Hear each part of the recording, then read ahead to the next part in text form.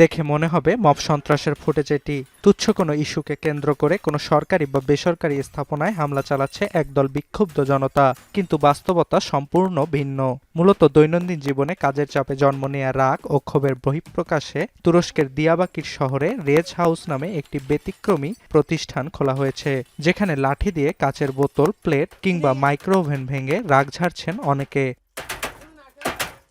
প্রায় ২ সপ্তাহ আগে শপটি খোলেন হামজা দুরমাজ নামে এক ব্যক্তি। জানান, বিভিন্ন কারণে দিয়াবাকির শহরের মানুষের রাগ হওয়ার প্রবণতা বেশি।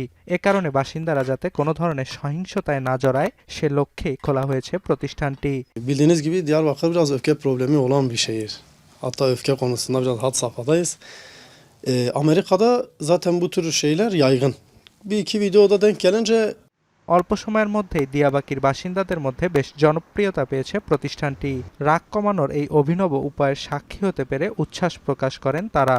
Buraya gelmemin sebebi böyle işten kaynaklı okul, aile sıkıntıları falan oluyor. Birleşince içimde büyük bir sıkıntı yaşatıyor işte.